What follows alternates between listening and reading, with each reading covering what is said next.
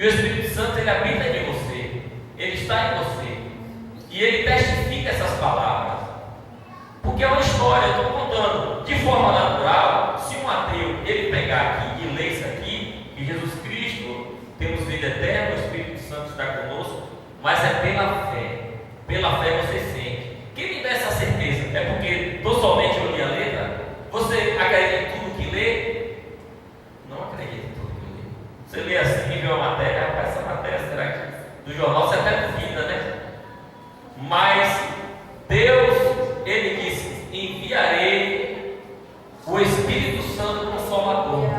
Então esse Espírito Santo, ele testifica no meio do seu coração. Se você pedir a ele, ele fala, ele toca, ele incomoda na madrugada, ele fala através de milhares de maneiras. Ele tem para falar ao nosso coração e testificar essa verdade. Agora, qual seria a nossa razão de viver, de lutar, de fazer uma família, de criar nossos filhos, né? De ver nossos filhos, né? Gerar netos? Que sentido seria ver depois de morrer se não tivesse um propósito eterno? Seria sem graça, né? Vamos fazer o bem, vamos fazer o mal. Não tinha diferença entre o bom e o mal, porque se tudo acaba aqui. Eu acho que eu fico imaginando como deve ser a cabeça de um ateu, porque ele vê tanta coisa, vai viver o sofrimento, e ele não tem a fé, e nem tem a capacidade de receber e ser testificado no seu coração, no seu interior, porque a Bíblia diz que a palavra de Deus é penetrante mais do que espada de dois gumes. Ela penetra na divisão da alma e do espírito. Ela vai aonde o médico não vai, aonde o raio-x, a ultrassom, a cintilografia, o raio-x, ninguém vai. Mas a palavra de Deus, ela penetra num lugar que é na consciência humana, que é na alma. Então só a palavra de Deus, ela atinge. Então, o que seria de nós se não fosse essa esperança de vida eterna? Deve ser uma loucura na cabeça do ateu, na hora ali do leito de morte, ele pensar, passar um filme sobre a sua vida inteira, e ali está acabando, e ele dizer qual foi o sentido. Mas nós temos essa esperança. Essa esperança é pregada. Só que um dia sabemos e estudamos pela palavra, conhecemos através da palavra, que estamos vivendo os últimos dias. Guerra sempre teve, fome sempre teve, só que as coisas agora têm aumentado demais. A gente lê o jornal, a gente testifica.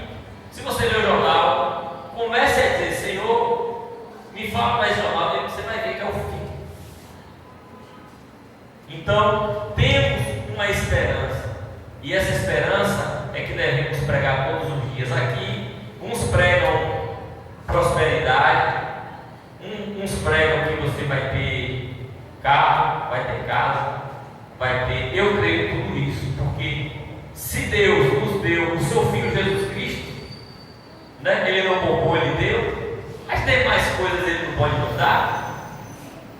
Se ele deu o seu filho, ele não vai te dar uma moradia, ele não vai te dar. Isso é tudo consequência, isso vem junto, vem acompanhando. Não precisa você parar para ir buscar aquilo, porque isso te acompanha.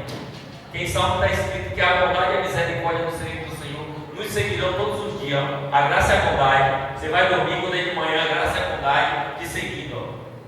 Ela te segue todos os dias da tua vida.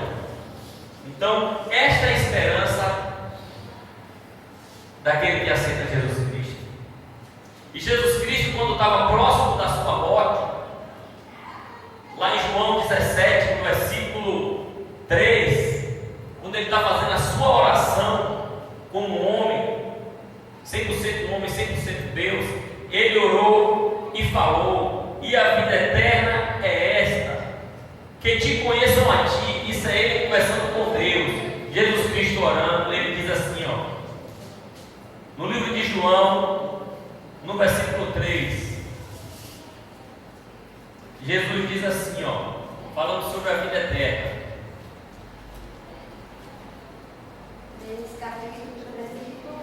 João 17, 4 Evangelhos. Não, João 17, versículo 3. Alguém pode ler aí João 17, 3? E a vida eterna é esta, que te conheçam a ti, o único Deus verdadeiro, e a Jesus Cristo, a quem enviaste.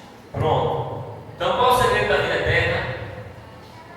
É que conheçam a ti quem? A Deus. O único Deus verdadeiro. E a quem? Conhecer quem? A quem? Jesus. A quem ele? Enviaste. A quem ele enviou, né? Quem enviaste.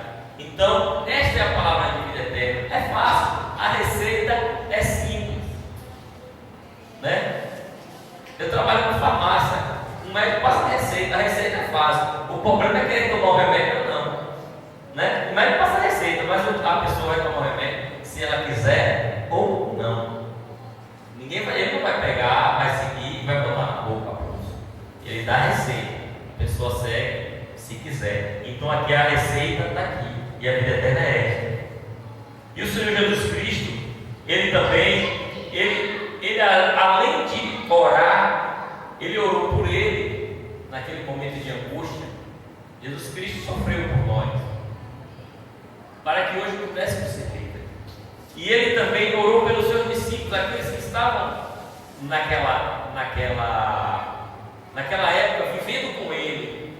Mas nessa mesma oração também ele orou por mim, orou por você, para o que está hoje aqui, para quem está aí, não está lendo essa palavra, que ele diz aqui, ó, no mesmo João 17, chega em casa, você pode ler João 17 todo.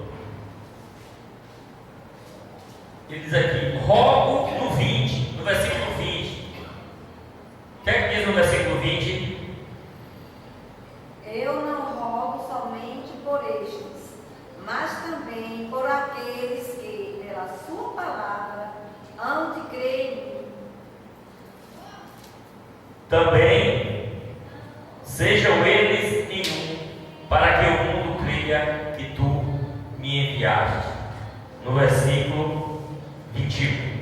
Então aqui, não rogo somente por este. Quem é este? Aqueles que estavam com ele naquele momento, mas também por aqueles que vierem a crer em mim. Quem é este que viriam a crer nele? O primeiro sou eu, cadê o segundo? Cadê o terceiro? Então pronto, Jesus está orando não só por aqueles, mas por aqueles que iam de crer. Quem era aqueles? Esta geração da agora. Então Jesus está orando por mim e por você, né?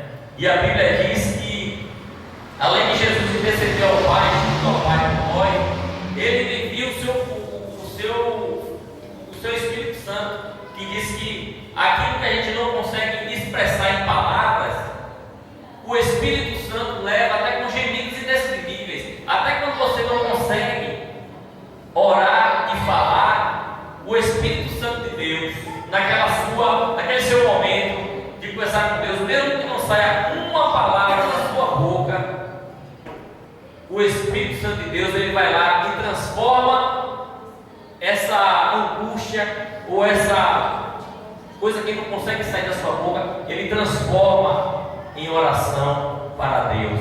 Amém. E Jesus Cristo, ele responde. Ele disse: aquele que vinha a mim, de maneira nenhuma eu lanço fora. E tem mais, então uma notícia boa. Salmo 100 diz que não foi nós que escolhemos a ele, mas foi ele que nos escolheu e nos fez ovelha do seu pasto. Aí eu digo para vocês que estão aqui nessa noite, você está aqui nessa noite, mas você veio não foi somente pela sua vontade, mas o Espírito Santo de Deus te guiou para vir esta noite, ouvir a palavra dele.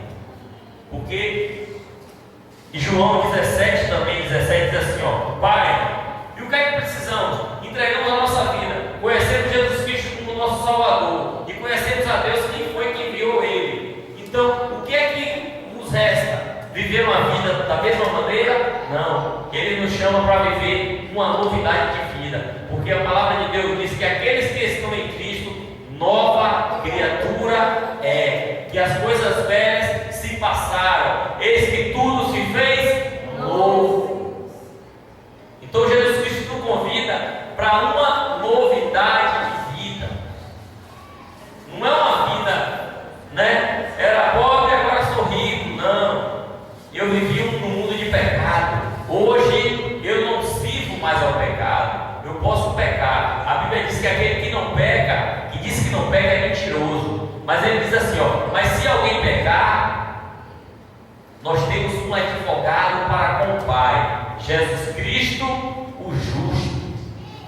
Então, mesmo que pecamos, nós temos um advogado, e esse advogado é Jesus Cristo. Amém. Agora, um advogado, para ele nos representar, seja lá em qual esfera for, para ele te representar, você precisa dar uma procuração para um advogado. Se você, vamos dizer assim, tem um lá, está precisando de uma pessoa para interceder lá, o advogado: não, você está preso por lá, eu vou te soltar. Se a pessoa chegar e dizer: agora eu não vou assinar, ou não tiver um responsável para assinar, se a pessoa não tiver condição, aquele advogado não tem direito de defender, porque ele não tem legalidade para defender a sua causa.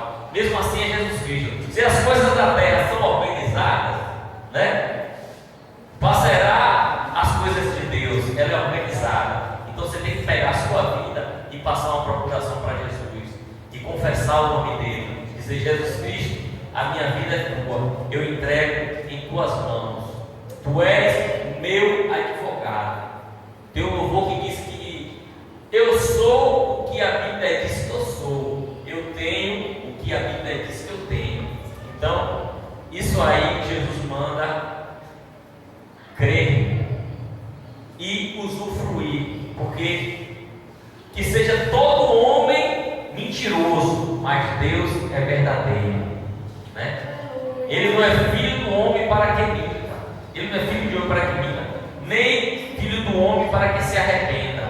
Então, como a gente vê nos adesivos dos carros, Deus é, né? Aí eu achei engraçado que eu fui parar um carro ali e o carro veio embaixo: e você é? E uma interrogação. Que Deus é fiel, ele permanece fiel, ainda que a gente sejamos infiéis, ele permanece fiel. Amém. Glória a Deus. Então, esta é a palavra que, para o nosso coração, não tem coisa melhor para se ouvir. Não tem final de novela, aquele capítulo que você, né, que acompanha a novela todo dia, aquele último capítulo você não quer perder. Assim é eu com a palavra de Deus, porque nela é que eu encontro esperança.